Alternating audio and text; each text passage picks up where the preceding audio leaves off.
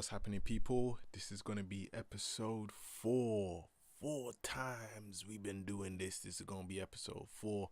And this is basically, again, just another rundown of how the session went. And I'll give you one guess on how this session started. Let me listen. Yep, that's right. We started with a jog 3 times around the area. Yeah, first we did a lot of sparring today. The whole session was more or less just sparring. It was like toe-to-toe sparring. So how can I explain it any more than that? It was literally toe-to-toe. So we're that close to each other, and we're basically just throwing shots at each other and stuff like that. So it's proper in-close indoor fighting, phone box fighting is what they call it. That session, that went really good, man. Learned some things. Started pulling off the Lomachenko, and for y'all that don't know, Lomachenko is basically the next evolution in fighting, because Lomachenko does a lot of guard removals. He uses left hand, take down your blocked guard, and then he'll hit you with the right hand. That's exactly what I was doing. Yeah, so we did that.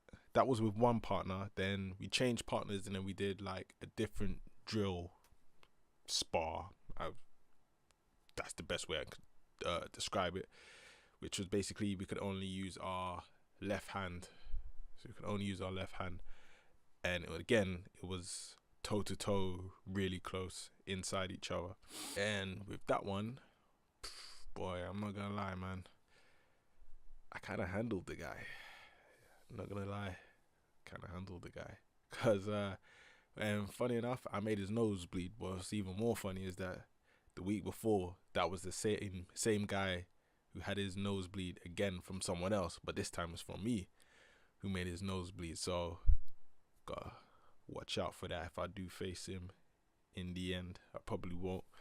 But not gonna lie, he did catch me with a good shot. I can't remember if it was him or the guy before that, but I think it might have been the guy before that, because I got hit with a hook or something, or maybe the other guy sneaked in a hook, I don't know, but I'm pretty sure it was the second guy. But anyway, snuck in a hook, and I could actually hear my jaw, like my jaw actually click, and I was like, oh damn, he can't hit me good. That boy hit me good, but obviously you gotta keep going. But again, with what I was saying before about the tiredness and stuff like that, his stamina and pacing himself, I think he burnt himself out, because obviously he's throwing lefts at me and stuff like that, and I'm literally like going up and down, blocking him, obviously countering back as well. But then it got to a point where I could see like he was tired, like dead. He was out of there, man. So I don't want to really take the piss or anything like that. But so he's throwing jabs at me, I'm parrying it and then just countering immediately. So that's all I was doing for the last couple of minutes. But he was never fast enough to actually block it again. So he was dead tired, man. And I think because of his nosebleed, he kind of probably lost morale. Hopefully the guy stays on, because I don't try to destroy someone in sparring or anything like that. And hopefully other people don't try to do that to me. Because at the end of the day, like, you're there to train. You are there to get better. You're not there to beat other people up. You're there to raise each other's level. Did a third round of sparring with another person. This one was a little bit different, where it was the same kind of thing, close quarters fighting again, but it was more or less a thing where one person's the leader and sort of the other person's the follower, or the one on defense. So I think I first started it off. So what that basically meant is I'm the aggressor. So he's the one on defense. So he's the one walking back, blocking, parrying, moving about and stuff like that, just basically trying to evade me. But then the coach would say switch. So then we switch, and then it's the other way around. He's the aggressor now. Now I got to be the one blocking and stuff like that. But obviously still throwing shots out, but we're not brawling each other.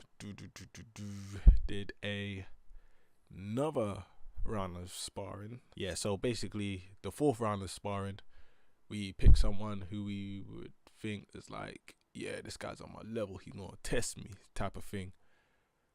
I really couldn't find anyone like that. I just picked someone the same size, not because I'm better, not because I'm worse. It's just because it's just like whoop, everyone just picked a partner immediately. So I just picked whoever was free. So it was cool. Yeah, first guy I was sparring.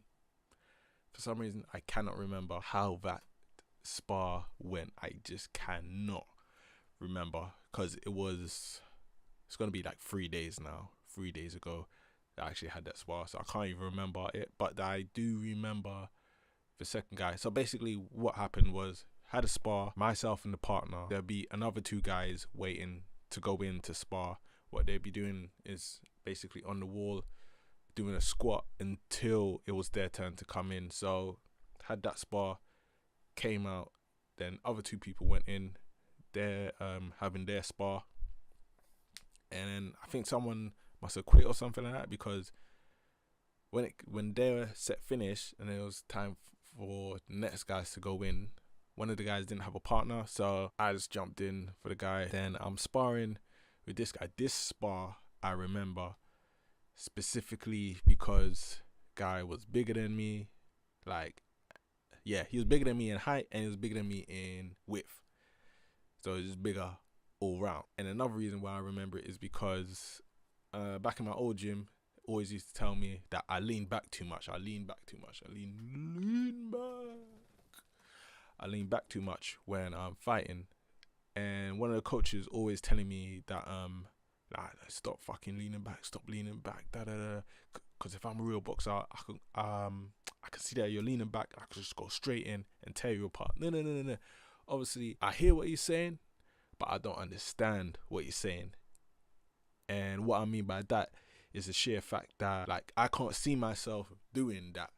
Obviously, I feel myself leaning back, but unless you see it on video or something, then you'll be like, oh, okay, I fully understand what you mean now. So when I saw him doing it, it was like, raw, this guy is leaning back like way too much, because he's leaning way far back. His rest of his body is more or less exposed, so I can just throw shots or whatever.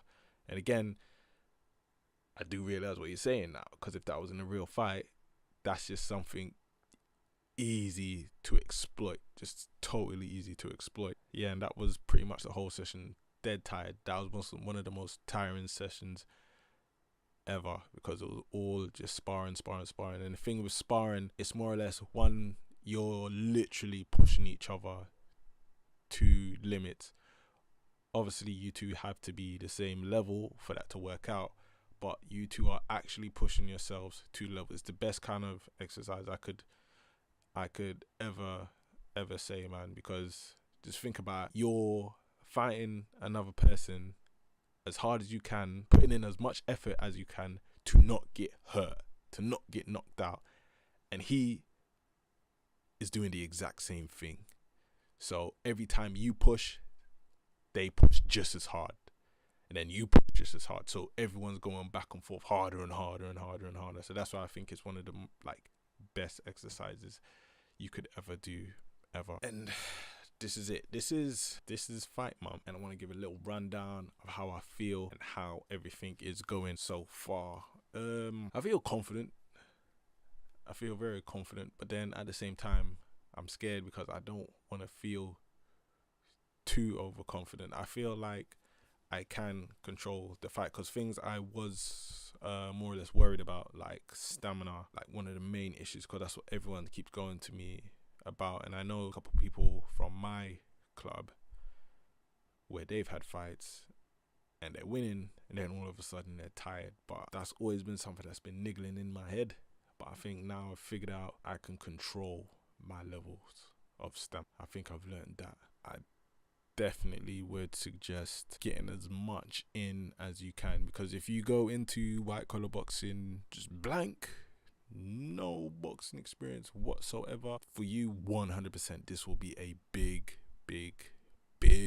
challenge, and I am not underestimating that at all. Someone else comes in who is like halfway competent in boxing, like I think there is going to be miles difference. Obviously in the end might be completely different. Comes to fight night, everything might just come together. But I don't know, man, I'm thinking about tactics and stuff like that, because obviously the more you know about boxing, the more you know how to block punches, the more you know how to parry punches, the more you know how to slip and evade punches, the more tools in your arsenal you will have to capitalize on your opponent.